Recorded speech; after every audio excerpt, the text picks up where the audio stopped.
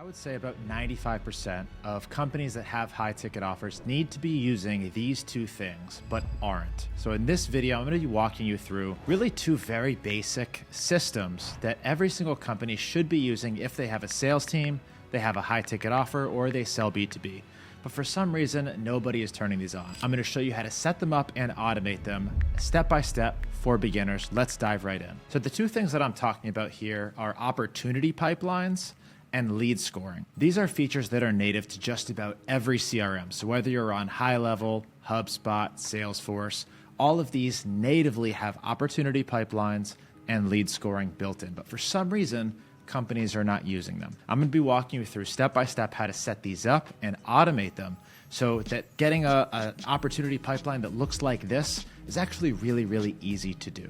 Now, before we dive in, if you don't already have a CRM, we literally offer high-level CRM with all the features activated for $49 per month. It's completely free for a year. And if you want to save even more money, we give this to you for free as part of our Insiders program. And if you want to white label the CRM to others, we teach you how to do that as well. But let's dive right in. Let's talk about this opportunity pipeline. As you can see, I've got several in here. And an opportunity pipeline is really a tool for your sales team to come in, see who their leads are, at what stage they are. They can drag them and move them through. They can keep notes on the leads. But most importantly for me, it's a way for me to track everything, for me to know what's going on, how many deals are getting closed, lead value, how many people are in each pipeline, because maybe there's a constraint moving from call scheduled to hot lead, or a constraint moving from finish line to purchase.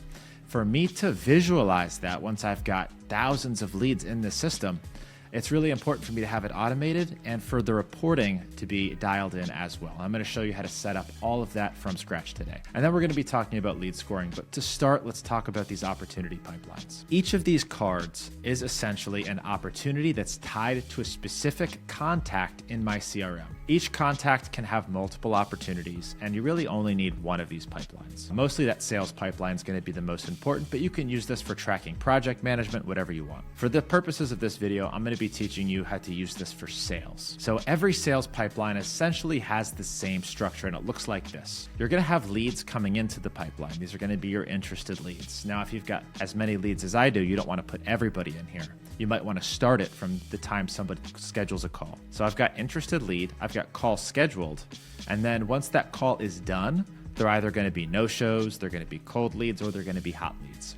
And I want to put them in those categories automatically. I'm going to show you how to do that so that the sales team doesn't have to drag them around. We're going to have some kind of hot lead, message sent, contract in progress, and some kind of finish line. This is so the sales team can see who their hottest leads are, who's about to close, and they can focus on those leads and get them past that finish line. So these are called the stages, and you want them to move from left to right. But there's an additional way that they can move, kind of front to back, and that's the deal status. So if I open up one of these deals, you're going to see some additional information here. You're going to see opportunity value. This is how much that deal is worth. If it's a course lead, maybe they just want to buy my course, it'll be somewhere around a $1,500 opportunity value. Versus for high ticket, that could be around $10,000. The stage is the left to right. However, the status, whether it's open, lost, won, and abandoned, is kind of that front to back direction that it can move. So as I'm looking at my deal values here, I can sort it by whether that status is open, deals won, deals lost, deals abandoned. So I can move it left to right and also front to back with that deal status. Important to know that there because it impacts how you configure your opportunity pipeline. So to make a new pipeline in GHL, you're just going to come into pipelines here, and you're going to go ahead and hit create pipeline. So let's go ahead and create a new pipeline, and we're going to be able to name it. So I'm going to just call it test for now. It's going to ask if you want to include it in reports as well. I'm going to show you reports in just a second. You really do want to include all of these pipelines in your reports. If it's not going to be in reports, you really don't want to use it. Only use the ones that you want to report on. So from the stages, it gives you those templates, and this is essentially what I was talking about earlier. New lead, contacted. I would say this is call scheduled. I like to use call scheduled. And then based on the status of that call, because the call's going to happen, you're going to have one of a few different outcomes, right? It's either going to be a good lead, we call a hot lead, meaning they're qualified, might purchase soon. A bad lead or a cold lead. And then you're going to have some no-shows. So there's lots of different ways that you can bunch them, but essentially it's going to be one of those three. Now, they have closed here. I actually don't put closed as a stage in my pipeline because I just changed the status to 1. So instead of moving them left to right, I changed the status to 1, and now I know at which stage that person actually closed. which is good knowledge for me as well. Hot lead, cold lead. These are the important ones for me for the most part. We're gonna go ahead and hit create. And now we can start putting opportunities in there. Now to get opportunities into your pipeline, we're gonna use automation.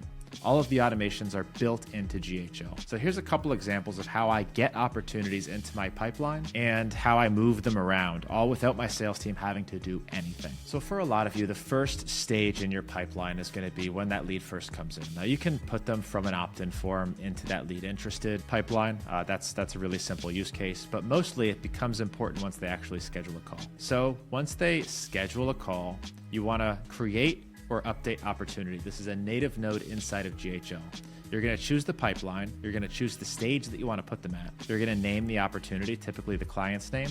I like to do the calendar or the offer that they booked on as well. The source of that opportunity, where did it come from? The value, I'm actually going to update this to 10,000 since my price has changed. And then status open. Very important that we've determined which stage they're going to be left to right, call scheduled, and front to back, what status? So it's going to be open. I like to leave these unchecked. So I don't want duplicate opportunities in here, and I don't want this opportunity to move to any previous stages. I want them to move left to right, but you do have that ability. You can add custom fields in here as well, but I'm going to go ahead and save that. Now, anytime somebody books a call, it's going to add them to the call booked stage of my pipeline. And if they're already in interested lead, that update opportunity is going to move that opportunity and update its value to call scheduled automatically. That way, no one's having to worry about clicking and dragging. If an opportunity starts on the left, they book a call, it's just gonna move it to the right. Now, every time my sales team gets done with a call, or if somebody cancels, they have to do this post-call form. They get an email with a couple triggers, they have to fill out a couple quick questions, and that lets me know the outcome of that call. Did they no-show? Was it a good lead? Was it a bad lead? Once they fill out the form, this automation is triggered. And by the way, guys, if you want these automations, you need to join my Insiders program. We give you all these automations. But for now, you should be able to just see them and copy them if you follow along and build. So once that post-call form is submitted, it determines, was it hot lead, warm lead, bad lead, closed deal? Did they close them on the phone? If so, let's go. We're going to celebrate. Or did they no-show? Based on that, we database the information. We add the tag. We change the appointment status. And then most importantly, maybe not most importantly, but also importantly, we update that deal status in the opportunity pipeline. So if it's hot, we're just going to change the pipeline stage to hot lead. And we can also at this point update the value, which in this case would be a little bit more, and status open. However, if it's a bad lead, we're going to change the opportunity value, change the stage. If it's a no-show, they're going to go into no-show. And at this point, you can also decide whether you want to abandon that lead and change the status to something like that. So this is how we keep that pipeline up to date after the call. So what about marking it as like won or abandoned? Well, anytime a new order comes in, one of the first things that we have in our automation is to update that deal as won. So we can either update the pipeline stage or leave it as is, and then we can change that status to won. And what we can actually do for the opportunity value is just make it the same as the order total. So now the opportunity value is tracking the exact price of that deal. So I'm going to go ahead and update that here. And now as different things happen within the company, a lead comes in, a lead books a call, they do the call, it's marked as a hot lead, then they finally purchase. All of those things are tracked automatically inside of our opportunity pipeline. They move around automatically, and a sales team is logged in to see their active deals. They can take notes on these deals. They can make calls. It's really easy for them to just come in and like update appointments here. They can leave tasks for themselves. And if they want, there's a little button here to actually call that lead. GHL makes it unbelievably easy. I like the way that they've laid out their pipeline. And right now, everything just moves around automatically. There's also automations that you can set up that I'm not going to walk you through now. If I walked you through all of them, it'd be crazy. For example, if a lead sits in cold bad lead for more than 30 days, it can be moved to abandon automatically. Let's go ahead and show you some of how you can get creative with this opportunity pipelines and moving them around. So this one's triggered when the pipeline is changed to no-show. It's actually going to wait a day. It's going to check if they're still in no-show. So maybe they rescheduled, maybe they didn't. And then it's going to move them to reschedule needed. So based on the actions that they take, it's going to move them around two different pipelines. So there's lots of triggers and ways that you can craft this based on your own unique use cases. And you can get pretty advanced and pretty sophisticated with these automations. But the most important thing is that you set it up and you set it up correctly and you get your sales team in there using it. And once they're using it and you're tracking what those calls happen, the outcome of those calls, and the deal value, Now you can start to report on some of those deals. So within GHL, they give you the ability to create dashboards. And one of the best things on these dashboards is the ability for you to actually pull data from these opportunities. Number of open opportunities, won opportunities, opportunity count. It's one of the easiest metrics to report on as you're building a sales team and as you're trying to track how much each salesperson is doing in revenue and sales. Having it all under one roof, the opportunity pipeline and the reporting, makes life really easy. And you can just kind of drag these things in and create new reporting metrics based on those opportunity pipelines, depending on what metric is important to you. Now, there's lots of additional things you can do with these opportunities and these pipelines. You can create tasks on an opportunity so that your sales team knows, okay, follow up at 3 days, follow up at 7 days. Maybe they canceled and you want them to trigger to go and try and reactivate them. Lots of different things that you can do depending on how advanced and deep that you want to get. I actually don't like overwhelming my sales team with tasks and emails, but if you wanted to, you could very easily come into actions in GHL and look at all the things you can do with opportunities. I can find opportunity, add followers to it, create and monitor opportunity, and then I can also add a task. So this can kind of go on to the opportunity. They can see open tasks, they can get them done as they go. And you can assign it to whoever's assigned to that contact, which would be the same person who's assigned to the opportunity. So remember, each salesperson is assigned to that contact and also assigned to that opportunity. You shouldn't have two different people assigned, one to the contact, one to the opportunity. It should be the same. So here you can create as many tasks as you want. Again, I don't like to use this because I don't like overwhelming my sales team. I trust that they're in there, looking at their leads and taking action on them. And if I ever wanted to create an automation where I can automatically move things around based on things that happen in my pipeline, let's go ahead and create a workflow from scratch. Really, really easy to do. So I'm going to go ahead and add a new trigger, and I'm going to type in opportunity just so I can see the options that are available to me. So a stale opportunity. So a stale opportunity is one that's been sitting there for a long time. It's getting stale. It's getting old. So I'm going to go ahead and choose the pipeline, my main pipeline, LGJ sales pipeline. I can also add additional filters like how long it's been stale. Yeah, duration in days. Maybe 90 days. That's pretty stale. If they haven't closed in 90 days, chances are it's probably not the best lead or it's getting past their high intent phase. So then I can go ahead and make a change to the opportunity in that pipeline. So I can update the opportunity.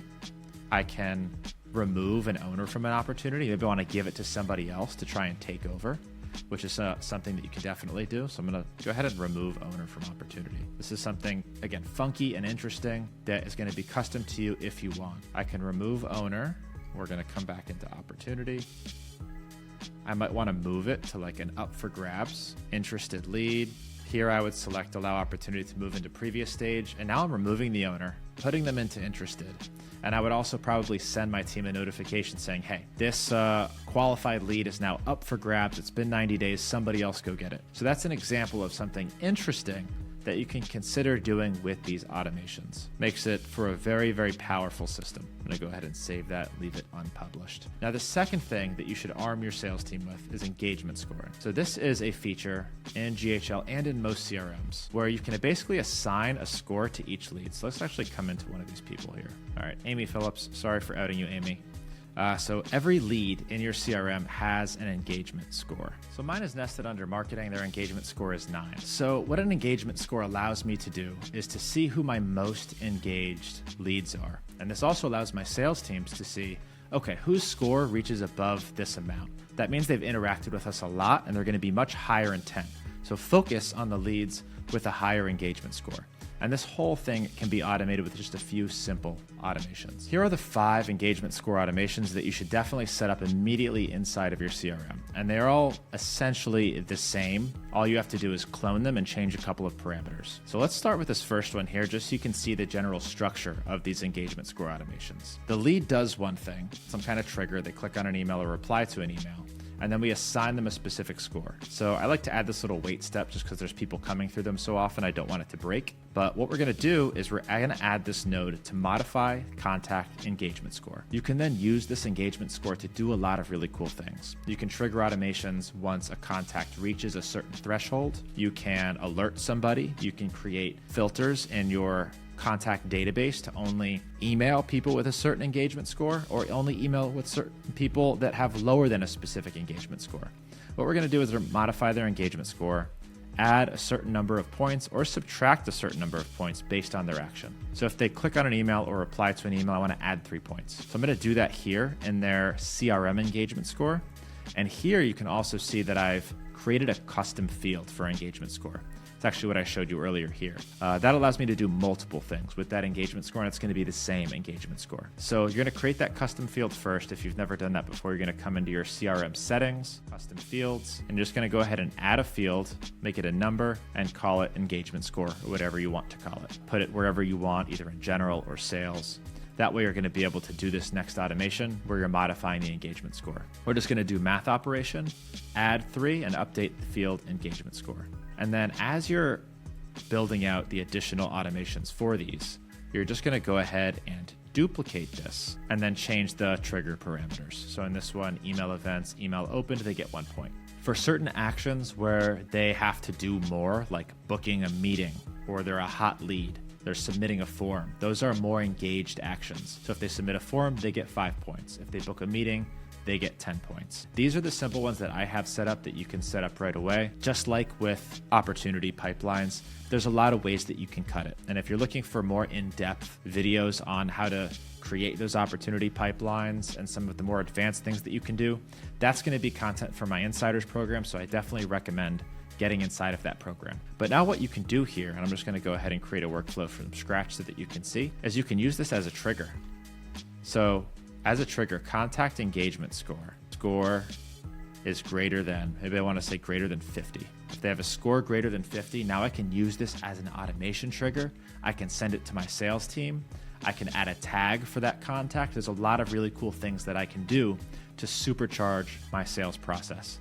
I can create another stage in my pipeline just for people above a certain score, above a certain threshold. I can only send emails to people like this as well, because if they reach this score, I can tag them. Now I can filter by those tags and do a lot of really cool stuff. I'm going to go ahead and save and then delete this later. Now, a couple warnings from experience. The hardest part about getting this to work is actually getting your sales team bought in, to keep this up to date, to come in here and use this sales pipeline. Because if not, it's just going to be gathering data and it's not going to be very good for reporting or for helping to increase your closes and make you more money. So having a good sales director that's actively looking at this and making sure that the sales team is using it, they're moving things from left to right, they're marking things as one. Sometimes contacts use 3 different emails and the email that they purchase with doesn't actually trigger the deal to get updated. So they need to be in here looking and monitoring and making sure that things are working, things are up to date. But if they do, this becomes one of the best sales tools that you can use because it creates accountability, it creates tracking, and it creates numbers that you can actually rely on. So my call to action to you is build your first sales pipeline. Whether it's just you or you've got a team, start actively using it. Get people in there, build the automations to get this thing up to date. Build the dashboard so that you can report on it and you can see the won revenue, the lost revenue, the pipeline revenue. And it's going to really open your eyes to what's going on inside of your sales ecosystem. And then even if you're not going to start using engagement scoring right away, maybe you're not building those automations. Maybe you're not going to send emails to only your most engaged users. Just by setting up those 5 simple automations that you can just clone and set up in the next 20 minutes opens up your possibilities later on a lot, because now you're collecting more data on each individual contact. You know who your best leads are. So 3 months from now, when you decide to send a promotion to your top most engaged leads, now you have a metric to actually say, these are my best leads. These are my most engaged people. They've been in my pipeline the longest and taken the most action. So go set these things up, create the automations, and now you're going to start gathering this data. And I promise you it's going to pay off once you start building and scaling your sales team. Now, I know this isn't the normal lead generation content, but if you liked it, please drop a like and comment. Let me know your thoughts. And by the way, guys, if you need a CRM, you don't have one yet, come onto my homepage, leadgenj.com. Go to HighLevel CRM. You can grab one for $49 a month. And if you are interested in white labeling GoHighLevel, just like I do, where I basically sell subscriptions to it and make a lot of money doing it, you want to learn how to do that too? You can come into the GHL White Label course and learn how to actually build the same company for yourself. Hope this was helpful. Again, like, comment, and subscribe unless you hate money, and I'll see you in the next video.